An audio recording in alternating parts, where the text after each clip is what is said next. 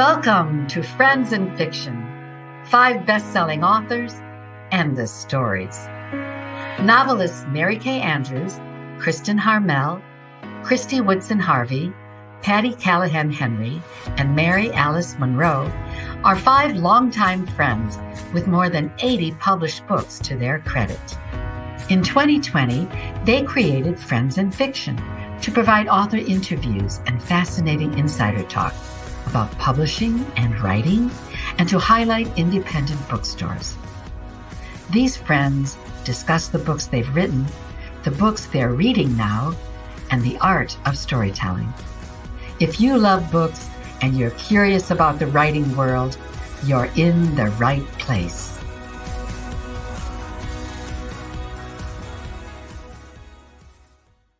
So I want you to use Sanasuit.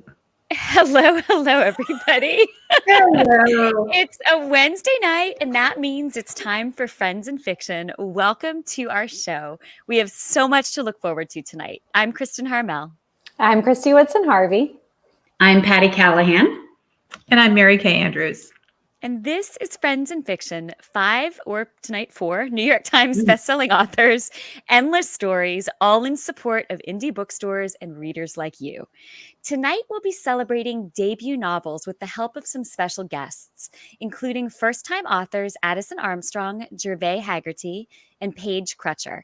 And you guys, how cool is this? Movie star, Broadway star, television star, and director Lou Diamond Phillips, whose debut novel just came out in paperback on August 3rd. We'll talk to all 4 of them about the hopes, fears, and challenges that come along with the debut, how they broke in, and what advice they have for others at the beginning of an exciting and challenging journey.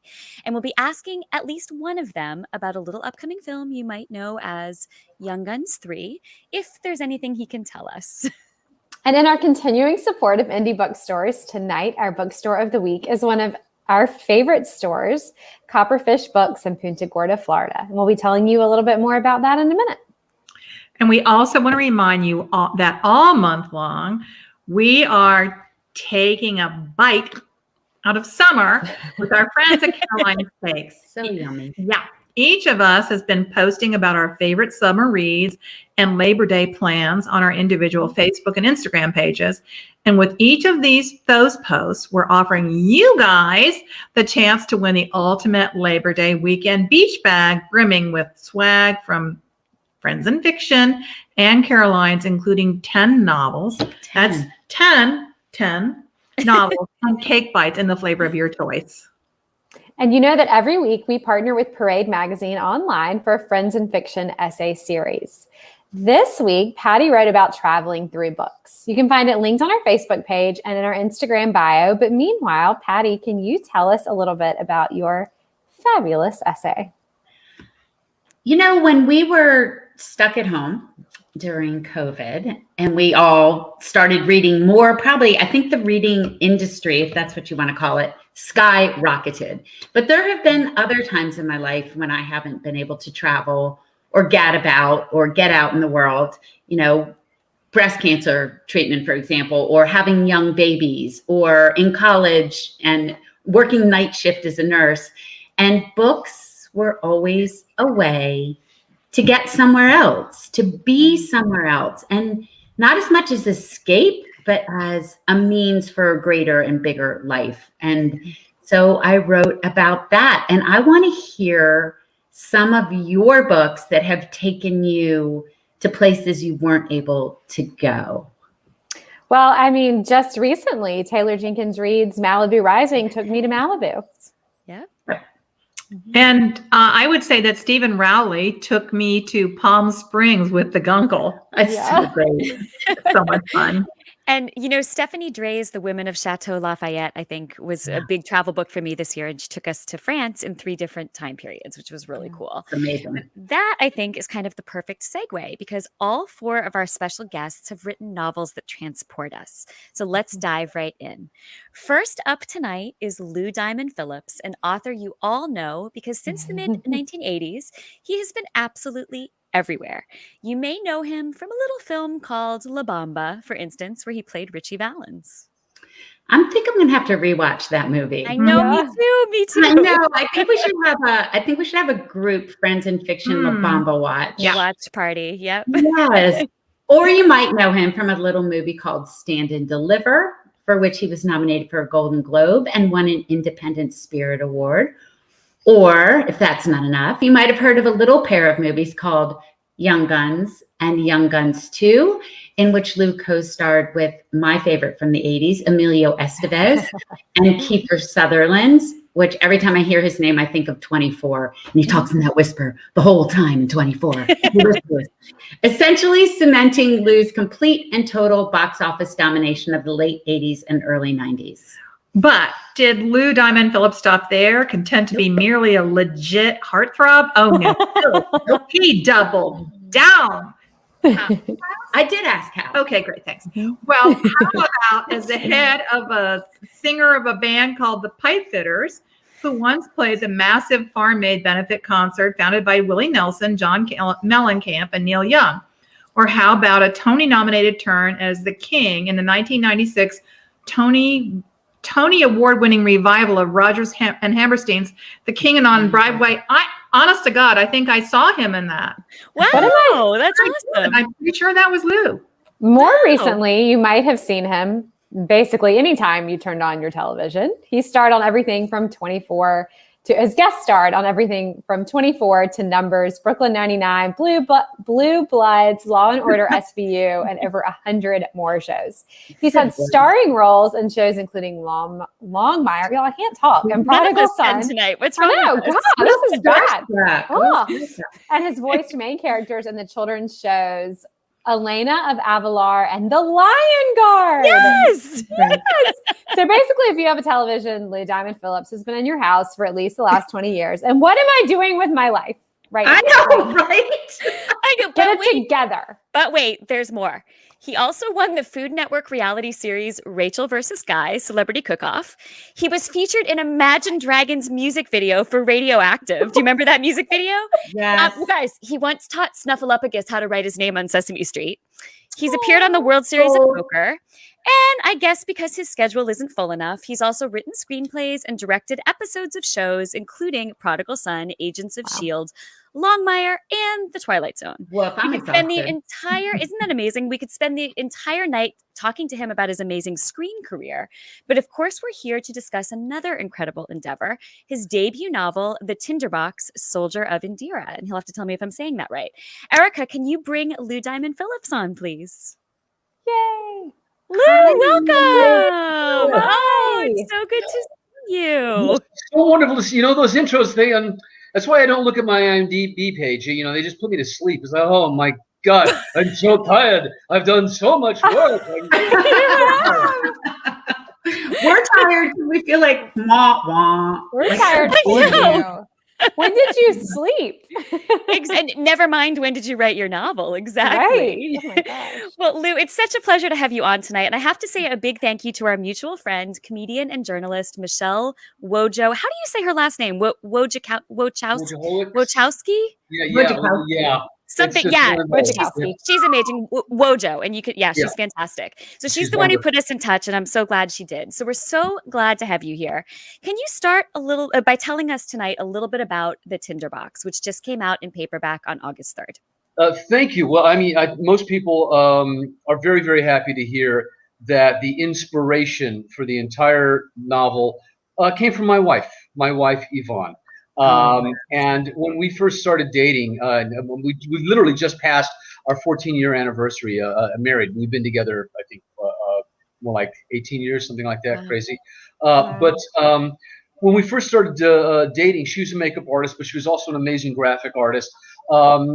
She knew about my acting, but she'd not read any of my writing. And, I've got screenplays that haven't been produced. I have a novel that I wrote in college that I need to go back to because it never got, published. And I looked at some drawings that she had done that had been inspired by Hans Christian Andersen's short story, The Tinderbox.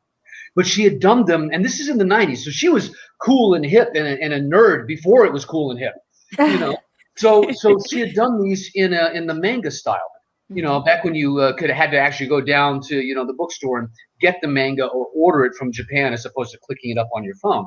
So she'd done these amazing drawings that she was thinking about turning into a graphic novel, and they were just so evocative.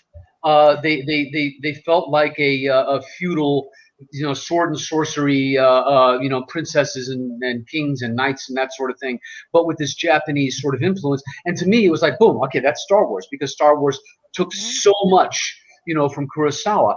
And I said, this is a movie. So she said, great, wonderful. And I set about and I wrote a screenplay. When I finished the screenplay, we looked at each other and went, this is too damn expensive, man. Nobody's going to give us this money. I've never directed anything this expensive. So we talked about it and talked about it with my manager, J.B. Roberts, who's always been so supportive. And he said, write the book. Just write the book, you know. And, you know, easier said than done. My day job kept getting in the way. And so it took 10 years. It took 10 years off and on, you know, writing some, going away from it, coming back to it. And we were talking about Craig Johnson earlier. He was instrumental in me finishing the novel. Oh, I love hearing that. I was doing Longmire, and after I think in the second season, I finally got enough bravery to go, hey, Craig, you know, I write a little, you know. And I said, would you look at this? And I think I gave him a chapter and a half or something like that. I said, am I wasting my time? Am I out of my mind here? And he read it and he loved it. And he says, you have to finish this. You have to finish this. So I started going back to it in earnest after having dabbled for a little while. And like I said, the process to not only finish the novel, but go through the edits, the polishing, everything else, and actually get it published was in excess of 10 years. Wow. Can you tell us a little bit about the plot of the novel? What can we expect from picking it up? It's, you know, I mean, if anybody's read the short story, it is the short story. Okay. The plot doesn't veer from it all that much, but I've extrapolated it into a, you know, galaxy far, far away. And it allowed me to I think, give it more of that allegorical flavor, you know, that more fairy tale, fable-esque sort of thing. When you know, it's in another world, it allows you to go somewhere else. And so what's fun is that a lot of my influences are very evident in there, from Lewis Carroll, you know, little Neil Gaiman-ish in there, you know, definitely the Hans Christian Andersen and writers of that period. And so the language is a little heightened. And our novel has dogs.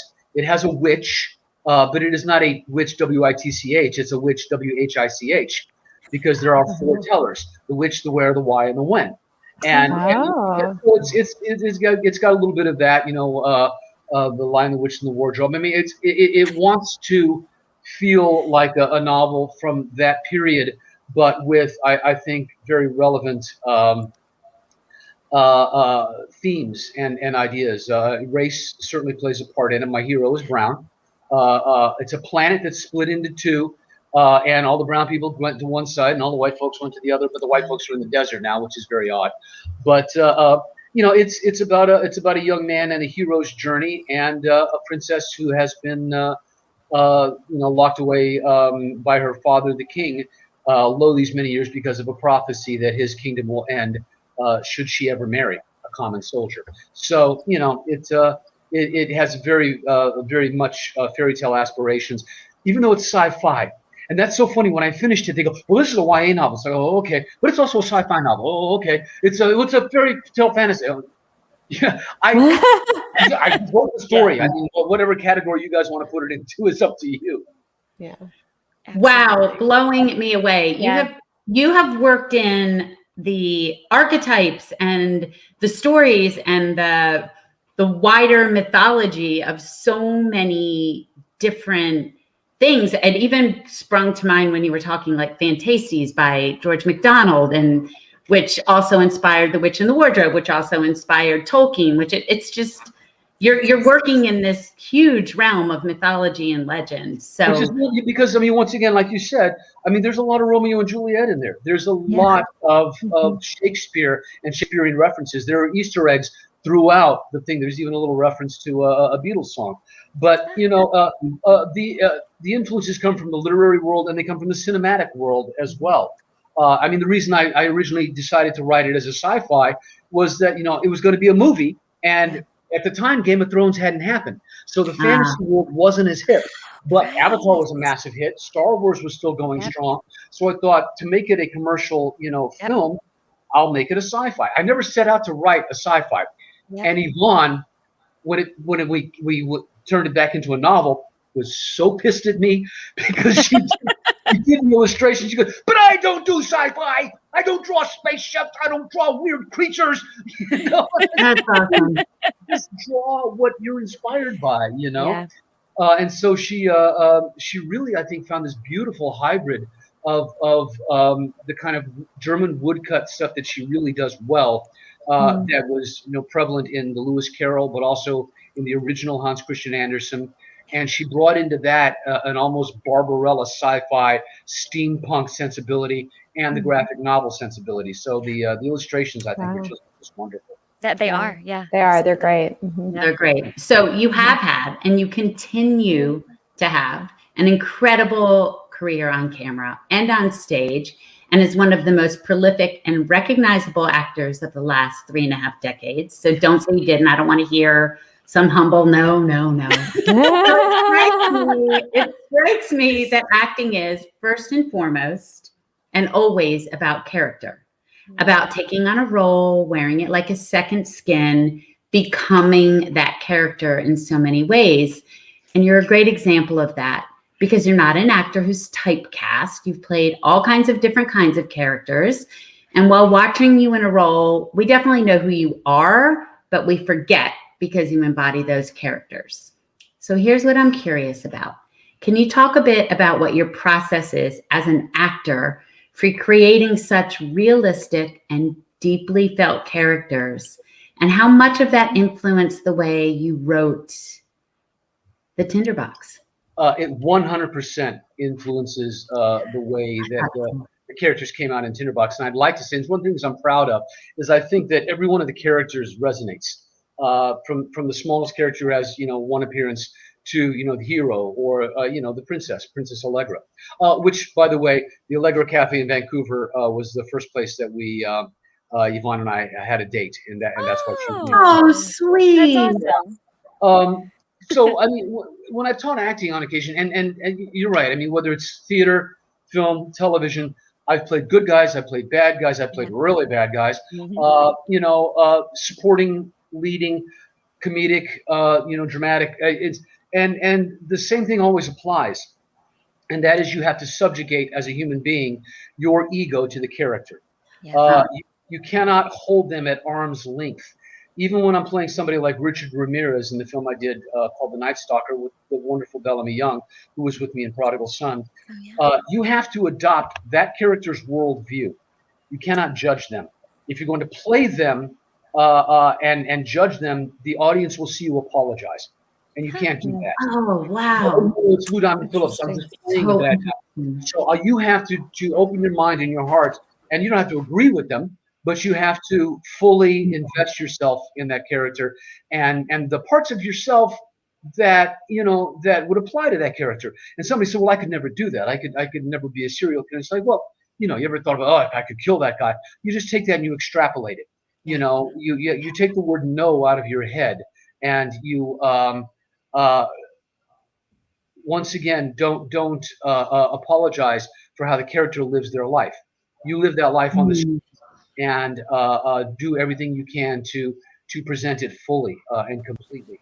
And a lot of that, I lost a lot of weight for Richard Ramirez in that film. I lost a lot of weight for The 33, where I played Don Lucho, a Chilean miner who got caught, and he was the foreman of the Chilean miners who was caught in that cave-in back in 2010 in Chile.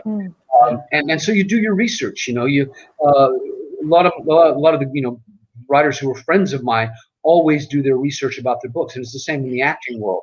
If you need to learn how to make an omelet, you learn how to make an omelet if you're going to do it on camera, so that people believe that you know how to do this.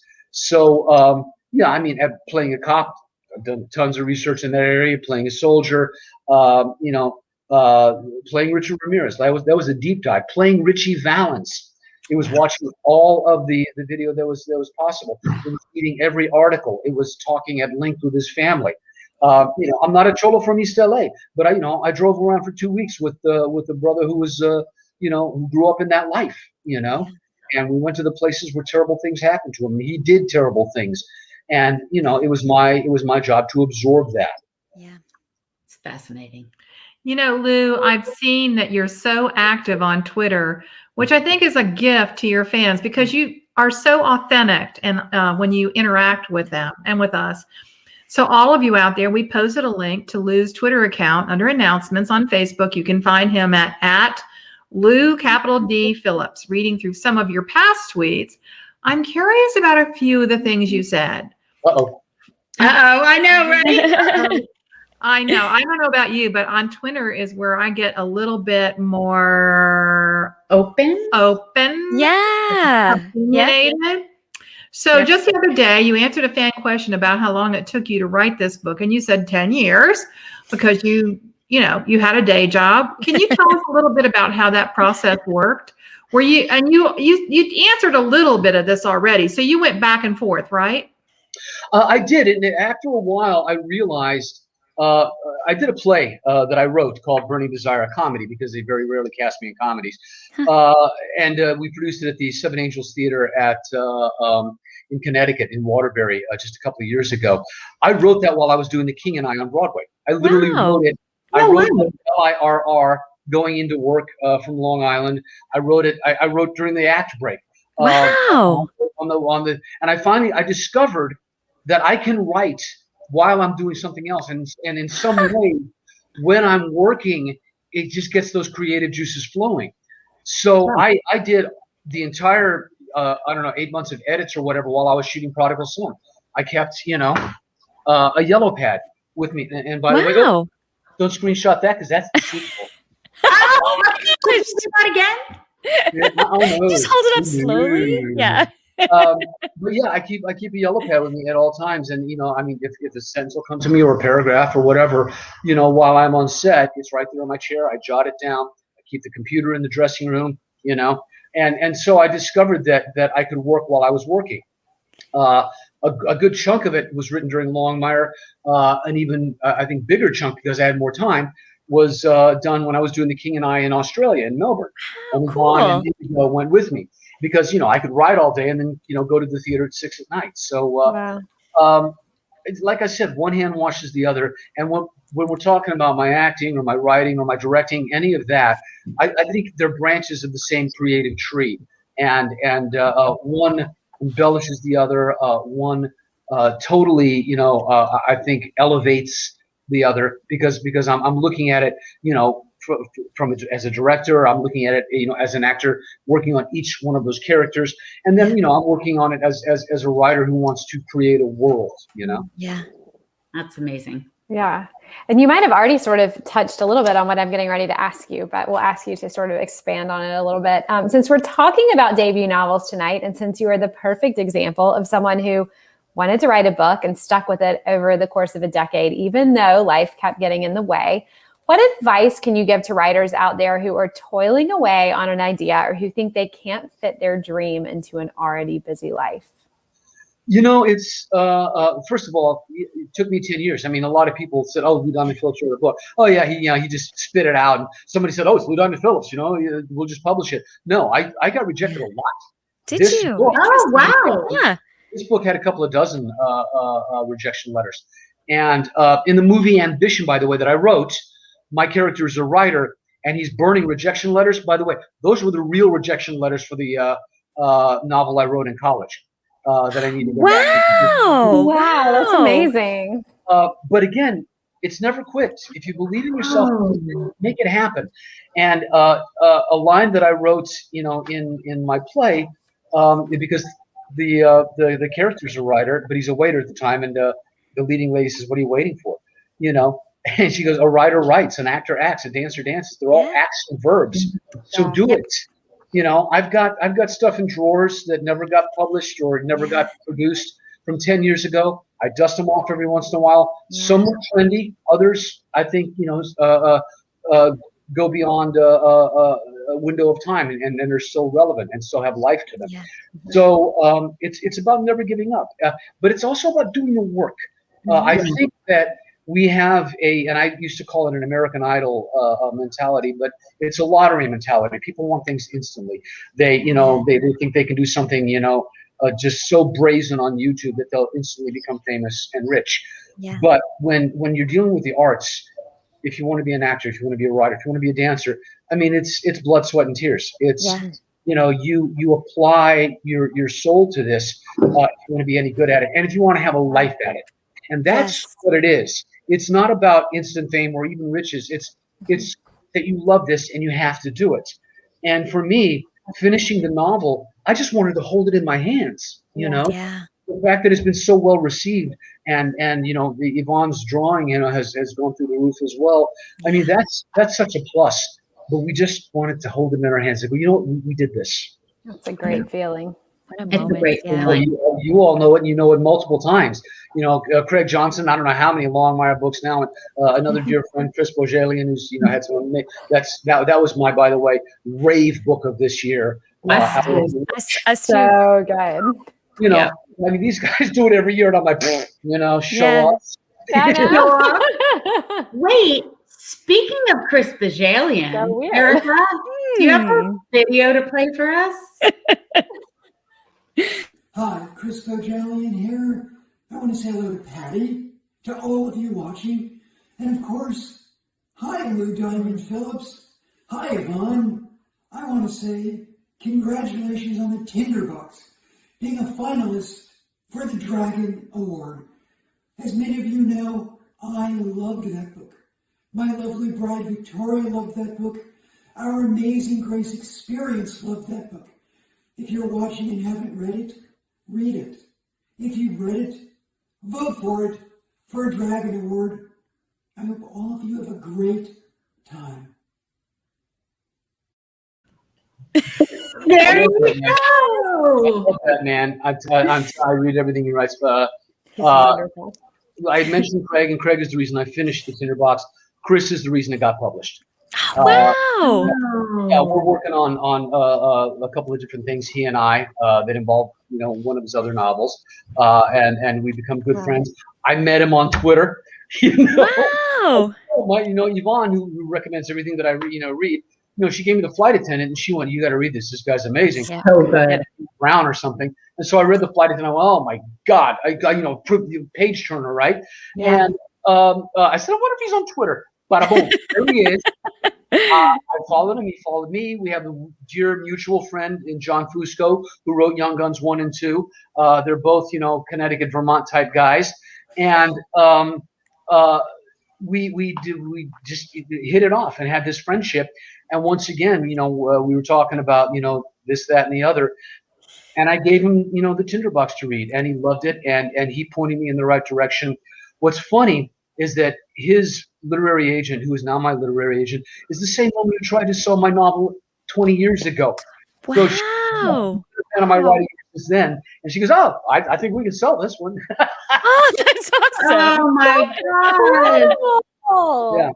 I mean, we love Chris so much, and Yeah. we love his books, and he came on the show and talked about Hour of the Witch, and he's an astounding person and an astounding writer. So, and everyone out there, we totally encourage you to vote for Lou's book in the Dragon Awards, which Chris just mentioned. And the Dragon Awards are linked to Dragon Con, which is a huge pop culture event held every Labor Day weekend in Atlanta. Right. And they honor excellence in sci-fi and fantasy. They're entirely fan-driven. So if you pick up Lou's The Tinderbox, we would love for you to vote for it. There is a link under announcements, as usual. On our Facebook page. Absolutely. Yeah, we're so excited about that. So Lou, before you go, we wanted to ask you about what you're working on next in a few areas. What are you working on next in terms of books? And where can we see you on screen coming up soon? Oh my goodness. So yeah, I let the cat out of the bag. I'm working on the sequel.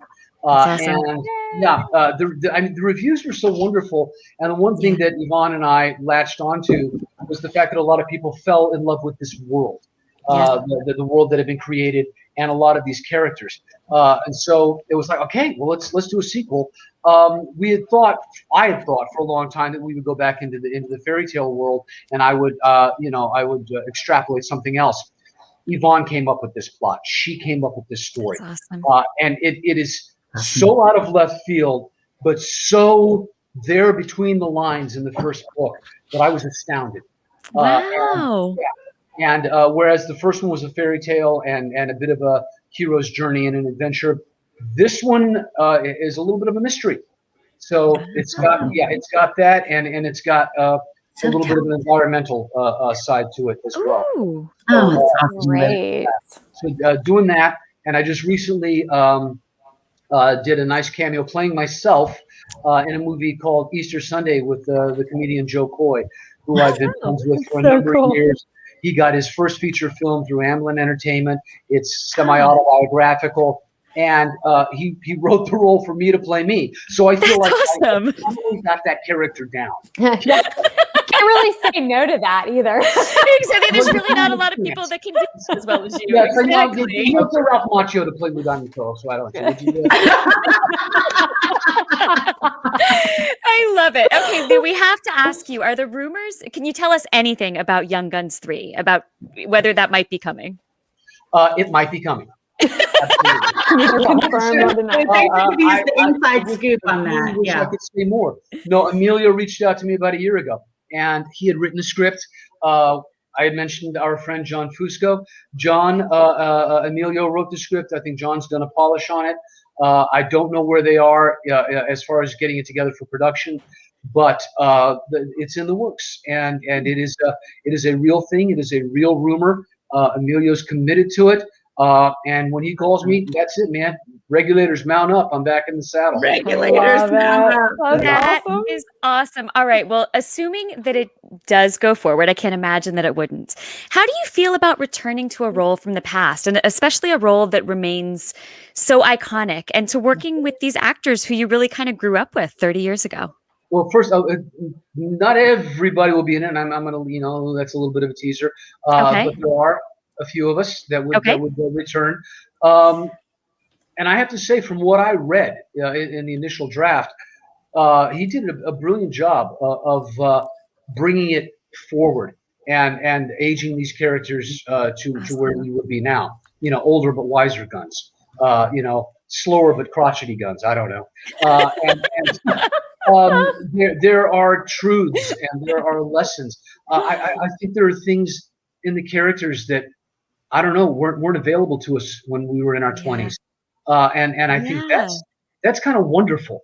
I mean, when you think about an old gunslinger who probably should have been in the ground a long time ago, that comes with a lot of gravitas. That comes with a lot of experience and a lot of pain, and that's one of the things that I think is really, really compelling, not only about the script in general, but certainly with Chavez.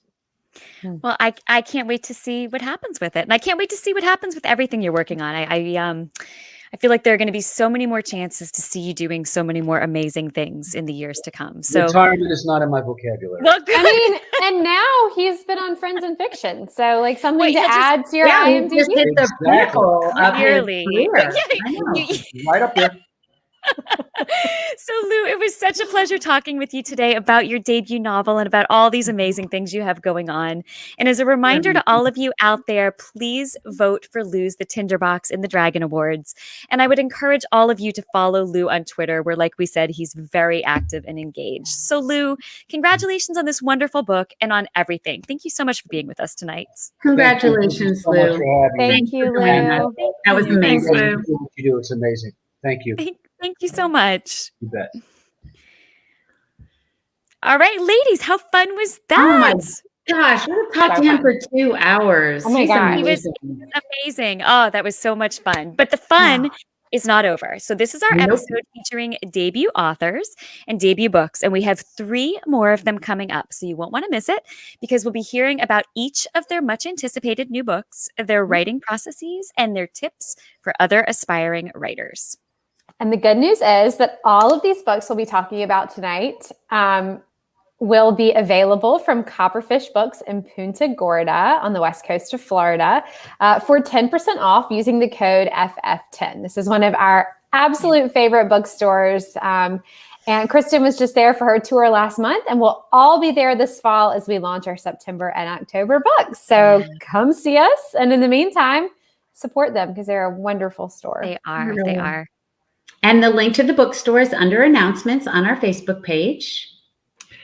And tonight, we are so excited to welcome 3 new kids on the block. Get it? New kids on the block. Addison Armstrong, the author of The Light of Luna Park, Gervais Hagerty, the author of Impolite Company, and Paige Crutcher, the author of The Orphan Witch. Addison Armstrong graduated just last year from Vanderbilt University with degrees in elementary education and language and literacy studies. She's currently living in Nashville, working with students and obtaining her master's degree in reading education.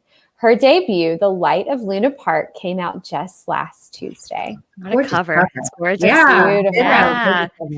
Yeah. It really is. And Gervais Hagerty grew up in Charleston, South Carolina. She earned her BA in psychology from Vanderbilt and her MBA from the Citadel, the military college of South Carolina. That one. Mm-hmm. The one Pat Conroy wrote about. Yeah, that one. Yeah. She has worked as a news reporter and producer, a college instructor, and the director of a public speaking lab.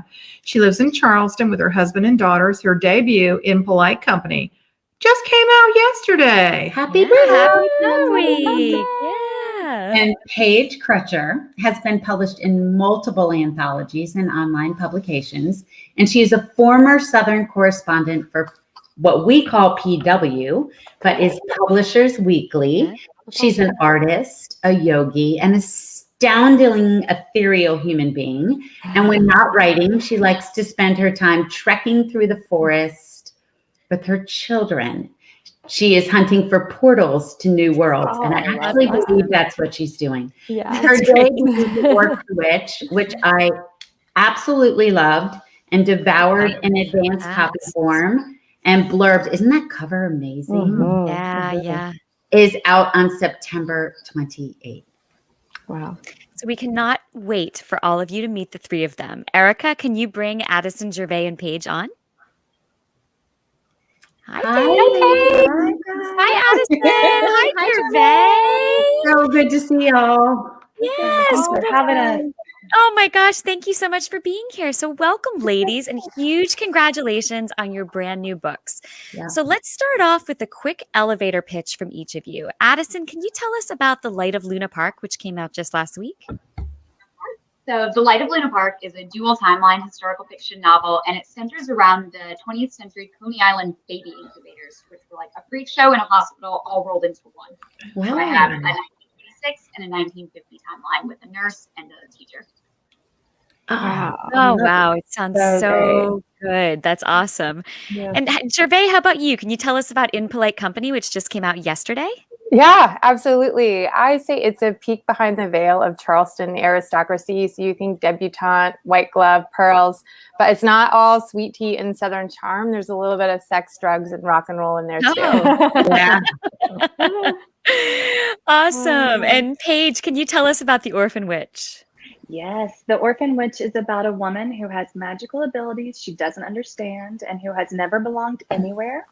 On an island off the coast of North Carolina, she finds sisterhood and love and a library housing lost magical items, a mysterious and dashing librarian, and a very old curse that awakens the power slumbering in her blood.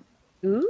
Oh, chill bumps. Oh my goodness. No. Watch out, Alice Hoffman. Here comes Paige Crutcher. These all I wish. sound amazing. So Yeah. ladies, we are going to have a bit of fun for the next few minutes. We have a series of questions, which we're going to throw at you rapid fire. So there'll be a little bit of room to expand later, but this is going to be kind of like our speed dating round for our audience of book lovers. So first up, can you tell us who would love your book? Addison. I'd say book clubs, moms, nurses, and teachers. Nice. That. Yeah. Gervais. Anybody who loves Charleston, South Carolina, and then I'd also say anybody who loves a protagonist that's a good girl, but with a rebel heart. Ooh, I like that. Yeah. Paige. I think anybody who loves witches and a little bit of magic and sisterhood and found family. Nice. Okay. Okay, round 2. We often wonder whether writers outline, which we call being a plotter, or whether you write by the seat of your pants, which is a pantser.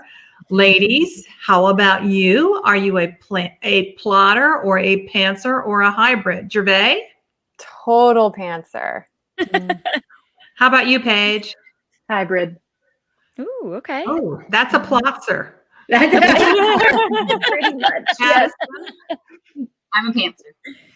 Pantser. I love hearing that. It's so fun to listen to the difference. Okay, how long did it take you to write your first book from the time you first sat down to put word 1 on the page? Paige. My very first book I wrote, I think it took me a couple of years. And then The Orphan Witch, it was pretty quick, about 6 months. Oh, wow. 6 That's months. fast, My yeah. goodness. Okay, how about you, Addison?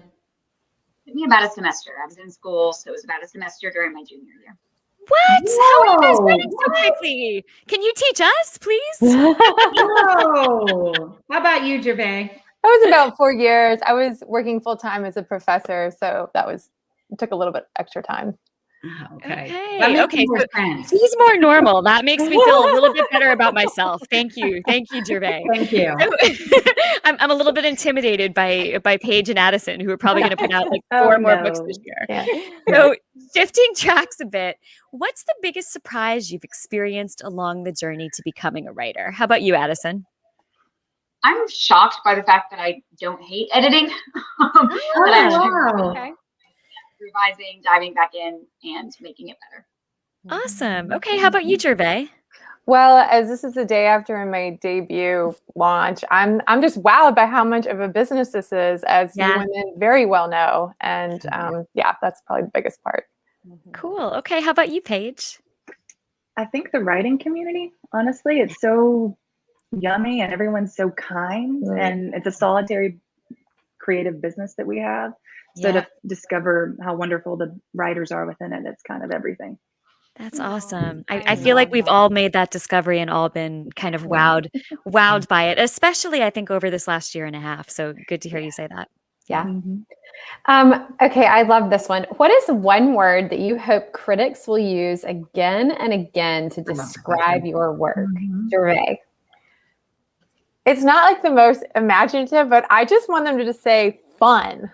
Oh, yeah. That's a great one. Paige? Magical. Oh, good. Good one. Addison? Heartfelt. Oh, Okay, ladies, or new kids, should I call you? We love to have you give aspiring writers a bit of advice each week on this show. Wait, you skipped my question. I took your code. Skipping your okay. I have a question. What is the one thing? Give her a glass of Rombauer and she just walks all over you. So good. Okay, ladies, what is the one thing you have learned along the way that you wish you knew at the start of this journey? Paige? It'll be a long journey, but it'll be so worth it. Yes. Love that. Yes. Addison? Gervais touched on this a little bit, but it is just so much of a business. I thought all the time-consuming stuff would be the actual writing of the novel, but there's so much more. Yes. Okay, Gervais, the one thing you wish you'd known at the start of the journey. To trust my gut. I think a lot of it is just in here, and to trust that. I like that. Now, can I ask my question? Now you can. God. Good Lord. All right. So, we want you to give us a bit of writer's advice. And I think each of you are in an awesome position to share some words of wisdom with all the writers out there who are seeing you tonight and hopefully feeling inspired. We're going to ask each of you for a separate piece of advice, and we're going to start with Paige. I think Wait, I was supposed to ask you, what's your advice? Wait, no. I have a specific question to ask you, Paige. I'm sorry. Okay. You ready? Yes. Okay. What's your advice for overcoming this? This is a very this question is, I think they tailored it to me because I have this voice in my head. What's your advice for overcoming the voice in your head at the beginning of your journey that tells you, I'm not a writer yet, maybe I'll fail? How did you overcome that? Oh, the inner critic, that tiny little monster. Yes. I think I kind of give it a little bit of credit and say, you know what, maybe I can't do this. Maybe I won't, but I'm still going to try. Like I'm still going to write and go forward, you know? I love that. That's great advice. Yeah. Addison, do you have any advice for people who are looking to find an agent? Yeah, I think there's just so many ways to do it depending on what you're comfortable with. So, I mean, they have the Twitter pitch parties, they have the cold emails. I met the woman who became my agent, Melissa Danasco, at a conference or a Writers Institute doing like a critique session. So, you know, depending on your strengths and your weaknesses and what you're comfortable with, there are multiple avenues. Great advice. Point. Okay. I like that. And Gervais, what is your advice for weathering criticism or rejection or disappointment? Because they are absolutely, no matter who you are, part of every writer's journey. Yeah. All I can say is put on horse blinders and just charge forward. Yes. That's great advice. Yeah. Okay, finally, ladies, I want you to bring out your crystal ball and look 10 years into the future. Pretend you're magical like Paige. Yeah, exactly. Witchy powers. Pretend it's 10 years in the future and tell us where you hope to be in your career. I guess I'm supposed to ask. Let's go, Gervais. Why don't you answer first? I would love to have about 6 books under my belt. And I also would like to move in maybe later to some historical fiction based in Charleston. But that would be really fun. That's awesome. Great. Paige, how about you? Just to be being published still, to be writing and creating more and just having fun with it. Yeah. Cool. Addison, you're bringing up the rear. I'd like to still be writing also and teaching historical fiction still, but I'd also like to do children's, like maybe middle grades. I like that. Oh, that's awesome. Yeah, that's a great goal. Well, wonderful. All right. Well, tonight we are going to play a little game with all of you. We're going to read 9 surprising facts about our guest authors and their books. You out there, all of you who are watching on Facebook and YouTube, have to guess which fact applies to which novelist. So you're going to put your answers in the comments on Facebook and YouTube. So when we say question 1, you put which author you think it is, question 2, so on and so forth.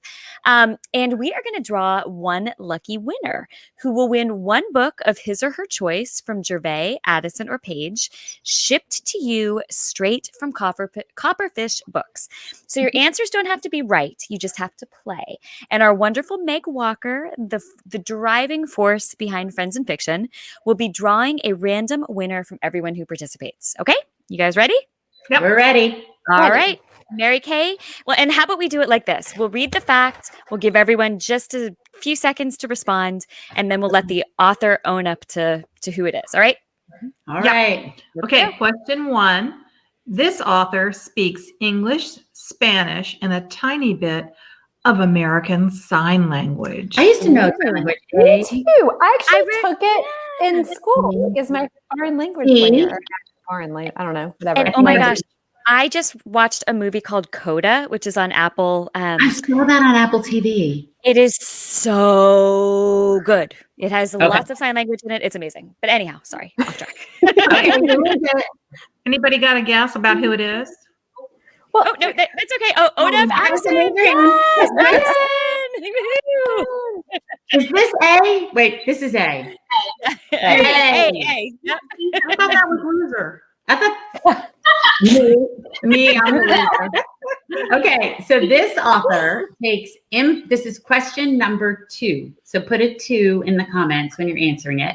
This author takes improv classes because she finds it helps her write dialogue. Taking an improv class literally makes me feel panicked. It's funny. Yeah. I think I'd be really bad at improv, but I really love the idea of it. I like watching it. You know who I bet would be great at improv? Probably Lou Diamond Phillips. I bet that Lou Diamond Phillips would win improv this evening. Okay, who is it? Which one of you? Gervais. I love that. That's Okay. awesome. And y'all would be great at it. I don't know. Okay, this is fab. This author was a middle school wrestling manager. Love this. This is My very- son wrestled. I do not remember girl wrestling managers. I know that. No, that's awesome though. Yeah. I like All that. right. That's like really cool. I love these fun facts. They always make me think like, I really need to step up my fun facts. I think maybe I'm just not that interesting. I know, but all three of them are so interesting. I know. They all sent me a bunch of facts, and I was like, how do I choose which ones? They're all really so cool. interesting. I know. They're so All right. Okay, who is it? Own up to that. All right, Paige. I love that. This author doesn't drive a car. Now, this is question number 4. And, you know, when we played Fun Facts a couple of weeks ago, I think everybody was disturbed to find out I didn't get my driver's license until I was 21 years old. We couldn't Yeah. believe it. We didn't know that about her. She Yeah. wouldn't be here probably. I don't know. I still get lost. I wouldn't give me a driver's license. Who doesn't have a Okay, so who driver's doesn't license? drive a car? Yay, Okay, Paige. do you have a driver's license? Yes, I do. You do have a license. You just Oh. don't. Mhm. Yeah. I got that. Okay. Okay. All right. Okay. This All right. author was in 11 plays and musicals in middle school and high school. It's not me. Well, It's like, y'all I'm find not me saying. sing, so I'm sure you thought that I was in a lot of musicals. I think it was Kristen. Wait, Kristen isn't. No, Kristen. Kristen's not eligible. No, she's No, Kristen, right? no. I can't act. Anyways, yeah. All right. Who was that? Who was the Addison. Addison. Okay, and that's Awesome. interesting because we were just talking with Lou about how acting and falling into character roles helped him a little bit with developing characters in his book. So I wonder if Yeah. the same was true with you, Addison, if that was kind of part of your journey. It's definitely occurred to me, and I thought also even just like psychology classes that I've taken, Yep. things like that. Yeah. Strange, seemingly like totally disparate experiences. That sort of- totally makes sense. Absolutely.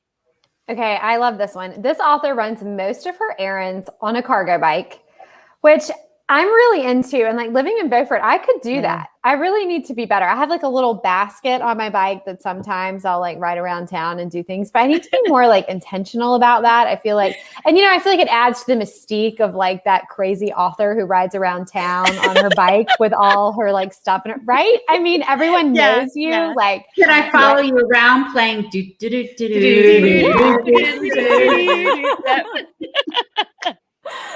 I think All right. that's it. Okay. Who is that? That's me. Yay! You've Okay. inspired me, Gervais. I'll send you the pictures next week. Yes, of me it's riding so around. fun. doing errands. It's so Gervais, fun. do you Saves the also planet. do you also not drive a car, or do you just choose your bike most of the time? I choose. I'm on the city's bicycle and pedestrian advisory committee, Okay. so I'm real committed to Cool. transportation and Mhm. equity. I love that. So yeah, Awesome. That's awesome. great. Well, and then you know what you're talking about too, because you're actually doing it. I am. I'm sure. doing it. I think I'm Yeah. gonna have to get a car for the tour, but Oh Yeah. true. yeah, we it'll be we a little bit support of a that. bike ride. We support that decision. It's going to be hard to ride a bike to Atlanta, where Yeah, you that's and I are true. doing an event together. Okay, question number 7. Someone in this author's book writes a classified ad in the paper looking for a husband.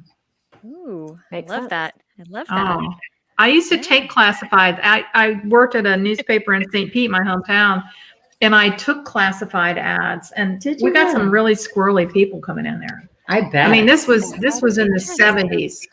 My When first you job can offer put your was to write swirly thing on obituaries, Facebook. Yeah, which is yeah. not the same, but also great. Really. All right. Whose book does that happen in? Addison. Yeah. Okay. Fantastic. Okay, in this book, the main character, I know this one, the main character gets caught in a riptide.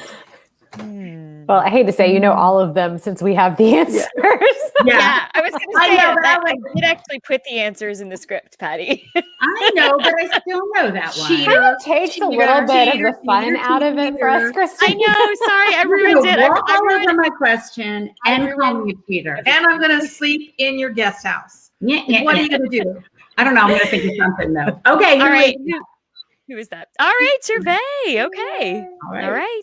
And finally, I bet you can narrow down that last answer. Yep. Right? Okay. So in this author's book, the main character falls in love with the art of Tai Chi. Was that good? Ooh, I love it. Is that how you do Tai Chi? I don't know. Just like that. I remember doing a class one time, and the only thing I remember is they were talking about moving your hands across the velvet. That's all I remember. No. Okay. There are All a lot right, of people here that do it like in the park, and it's Yeah, and they look really cool when they're doing They it. So I do wish look I was. cool. I agree. Okay, whose book is that? I know we could probably narrow it down. Paige, fantastic. All right. Well, how fun was that? We will be bringing our partner in crime, Meg Walker, on soon to announce the randomly drawn winner. So don't go anywhere, all of you out there. But ladies, the three of you, Gervais, Addison, Paige, thank you so much for hanging out with us tonight. We are thrilled about your debuts. We hope everyone watching tonight buys them, preferably from Copperfish, where you can get 10% off with code FF10. And we all wish you huge success with these books and with your You guys writing are careers. awesome. You guys are so great. Congratulations. We cannot wait to see where your careers take you. So again, folks out there, out now are The Light of Luna Park by Addison Armstrong and In Polite Company by Gervais Hagerty. And on September 28th, The World Will Meet the Orphan Witch by Paige Crutcher. But you can absolutely pre-order it now, and we suggest that you do. So Addison, Gervais, and Paige, thank you so much for joining us. Thank you for joining us. Thanks, Y'all are ladies. awesome. Thanks, guys. Y'all are so great. This was so fun. Y'all are awesome. All right. So to everyone out there, stick around because we'll be naming the winner from the game we played in just a minute, and you won't want to miss our after show. But first, a few quick announcements.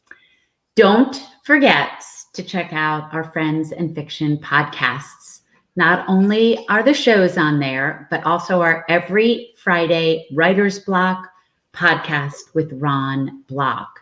This past week, we had an episode on diverse voices with Ron Block, and he talked to Monica West, and he talked about revival season, and Wanda Morris to talk about all her little secrets.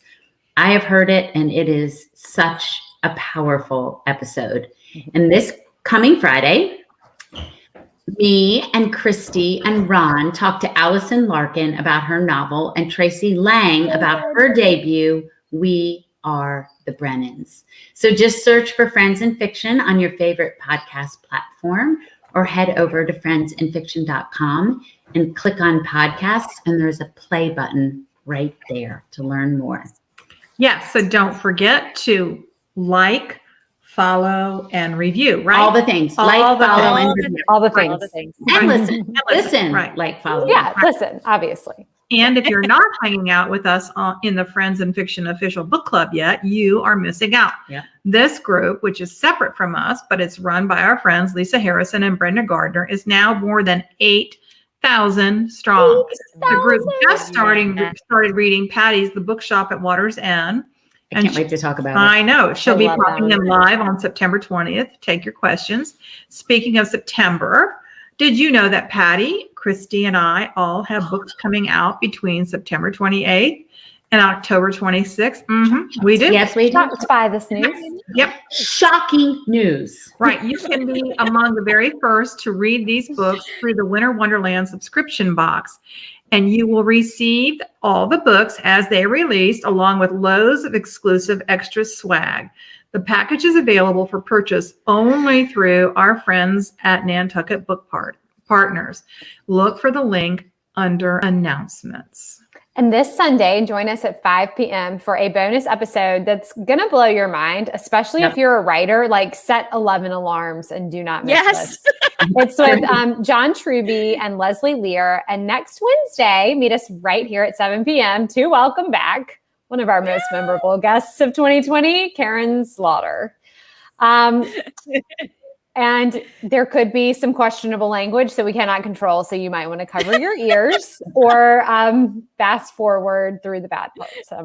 But our 2020 episode included pirate hats and a very serious discussion about pirate healthcare. So you do not want to miss her return to the show. Yes. And don't forget that we have a merchandise line through independent bookstore Oxford Exchange where you can pick up wine tumblers, stainless steel travel cups, and Friends and Fiction teas.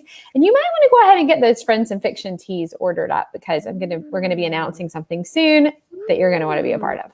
Yep. And I like it. And you know what? They're all the we all have those teas too. So it's the Yes. ones that we are all wearing. wear. We'll be wearing them on the show Not this probably year next now, week. but yes, Probably next probably we week. will next week. Yeah. That sounds great. Yeah. All right, ladies, what a night. So Meg Walker, our managing director extraordinaire, who We keeps did it. our train on the tracks. Meg, would you like to come on and announce our winner for the little game we played tonight?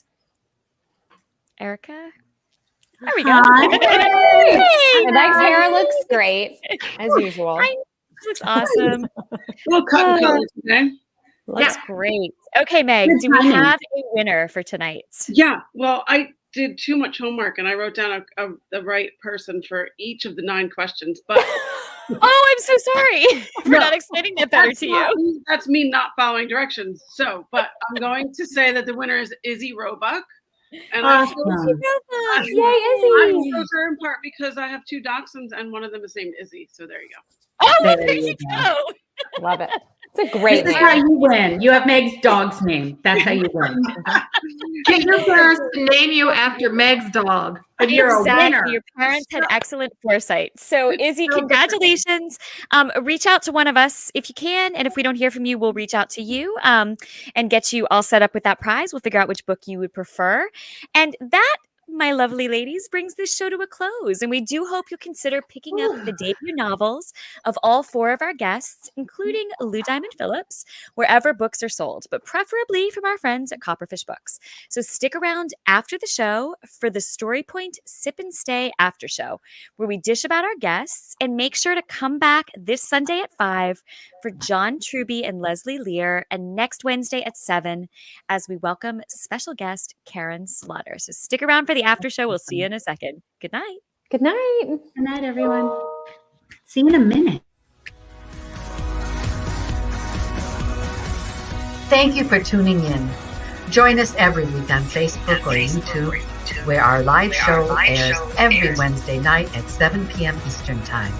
And please subscribe to our podcast and follow us on Instagram. We're so glad you're here. Good night.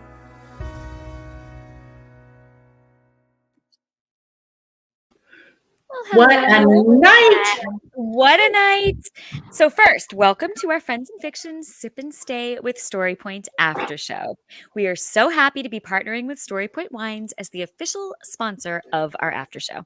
All summer long, it will be the summer of Story Point here on Friends and Fiction. As they say at Story Point, many great stories and ideas unfold over a shared bottle of wine, Exactly. as did Friends and Fiction. Exactly. That's true. So every night through the end of August, we hope you will stick around for the Friends and Fiction. I knew they shouldn't have trusted you with that. I'm doing it. Friends You're doing it. and Fiction after show, so you can sip and stay with Story Point. Okay. Nailed it! Done. Very Beautifully good. done. Yes. Wow, what a night. That was amazing. Kristen, I felt like before this show, just for everybody like watching, having that many guests is Stressful. really stressful, especially for the host. And I felt like we needed to play like Eye of the Tiger for you, like midway through. I mean, you Should've been really my nailed welcome that. It was song. great. Get you pumped up. Or just La Bamba. Erica, you did it behind the scenes. Yay, right there. Erica. Good. Erica. 5 stars. No, I mean, I wish we dared show a pre-show, because before you all came on, He did it. He Lou sang it. sang La Bamba for us. Oh my gosh. I know. It was amazing. I was like sort of kidding. I said, we have a few minutes to kill. How about we sing La Bamba? And then he did it. And with a little dance and with the whole Spanish part. It was And the- amazing. I know. I know. The only reason it shouldn't be on camera is because we actually danced and it wasn't Wait, good. Are you saying are we do? not? No, I'm talking about triple myself. threats. We're not triple threats. I actually don't think I'm a single threat. I can't sing, dance, I got or act. nothing. So That's she's depressing. EGOT is out, right? Like the what is it? The Emmy, Grammy, Oscar, Tony, Yeah. right? Greatest of all Sad, time. you guys. That's Yeah. sad. Oh. And guess what? Just like the other three novelists, like Gervais and Addison and Paige, he had to figure out how to get his book published. Yeah. He got Yeah. rejected, right? Yeah. So just Yeah. because you are on every TV screen from 1980 to 2020 It really is. doesn't mean you can just say like, "Oh, here's my book." You can't? It's just shocking. I loved hearing that, and I wish we'd had a little bit more time. We were I know we were all really conscious of the clock because we wanted to make sure we had time for everything, but I would have loved to ask him a little bit more about that. If there was a polite way to say, like, how does it feel to be Lou Diamond Phillips and to have someone say no? You know what I mean? Yeah, because you are in a world of yes. Well, Yes. in some ways, but then, now that I'm thinking about it, I'm sure there have been roles he's been turned Right. down for, That's right? So true. it's probably That's true. something he has learned over the years. But yeah, it's interesting to hear, though, that the doors don't just open. Pop But open. my God, you guys, I don't know if any of you looked him up on IMDb. I was writing the intro. He has literally been on everything. Like, I don't even think I can think of a show that's aired on television that Lou Diamond Phillips has not guest starred on at some point. I mean, his body of work is astounding. It makes me think of Taylor Jenkins Reid last week when the quote that she uses of "Everybody wants to be Cary Grant." Yeah. Cary Grant. Yep. And then Cary Grant said, "Even I want to be." I wonder if Lou feels that way. Like, okay, so that's separate, and that's Yeah. because he said, "I don't know where I am. It's exhausting." Yeah. He's so real and down to Yeah. earth. You know? Mhm. Yes. He is. Super sweet.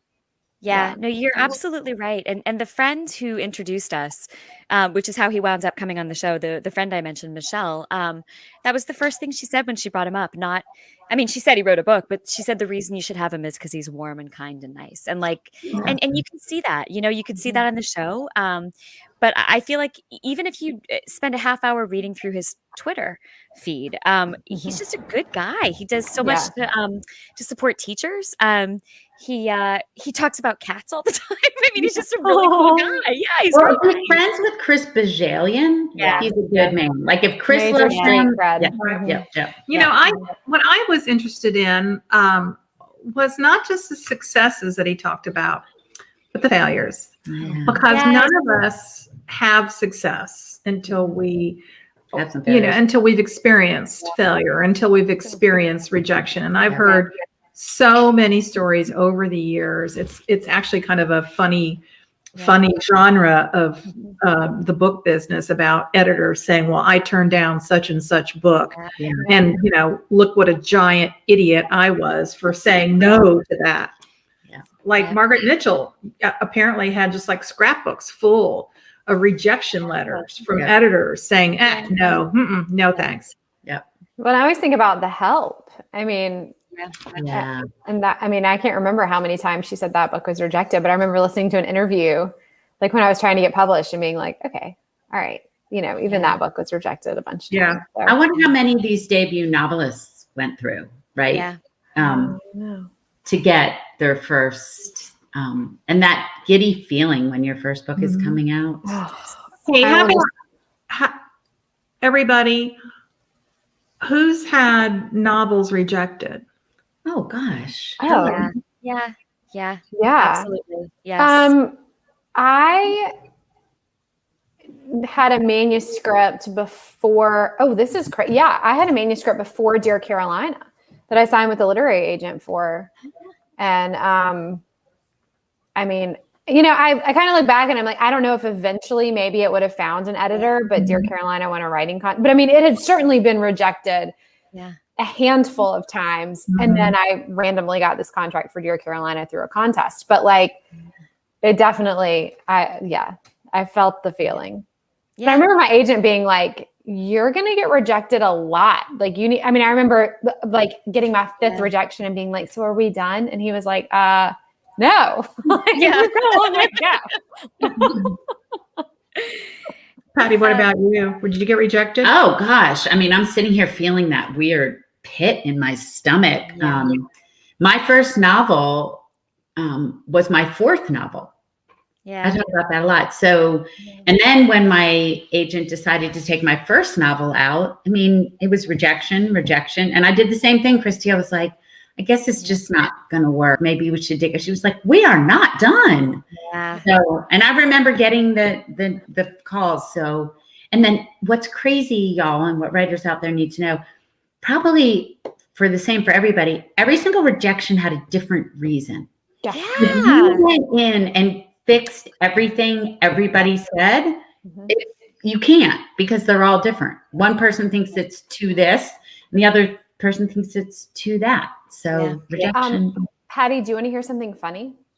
Yes. Someone. They don't, but I do. I do. Someone that rejected. Well, it's like a specific to you story, but yes, it's for everybody, but it's specific to you.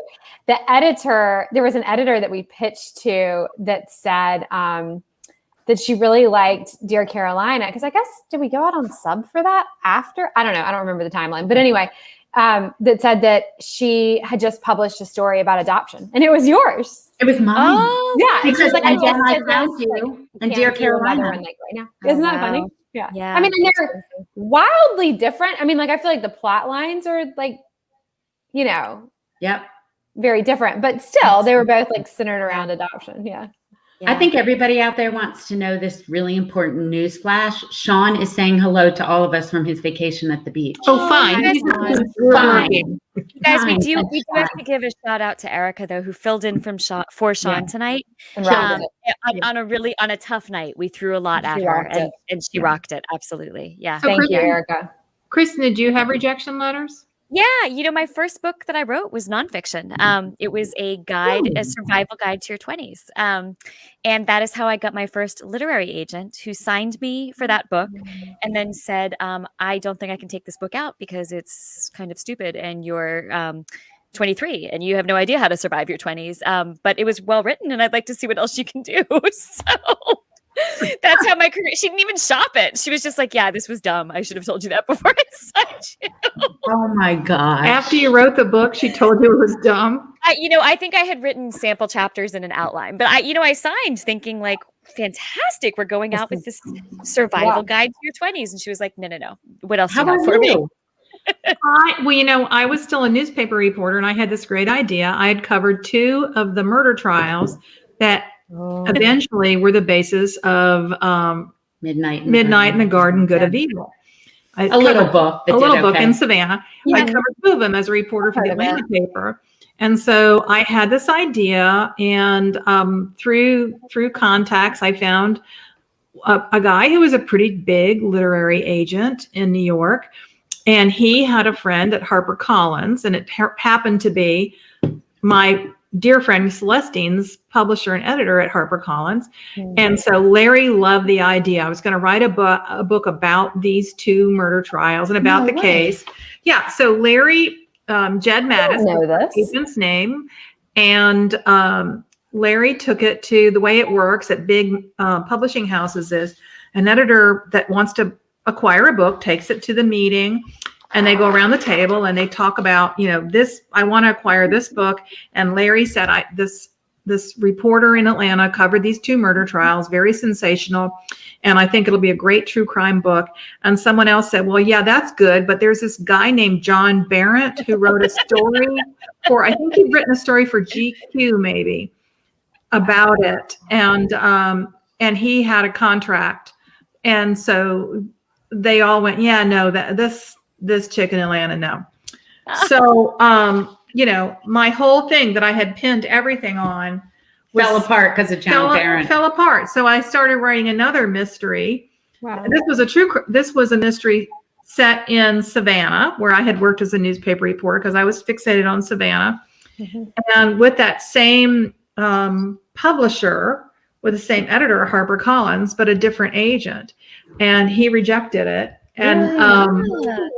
And other editors rejected it. But out of that, I got my first agent. See? That's awesome. Yeah. Meg, you have had to listen to all of us. We've been rejected. So what, from an outsider's point of view, like, Is it? I'm laughing because I worked in house for so long, and Yeah. I know. Oh yeah, that's true. You know about all this. Kathy, when you said they took it to the meeting, I was thinking to myself, yeah, they called that the ACK-Ed meeting.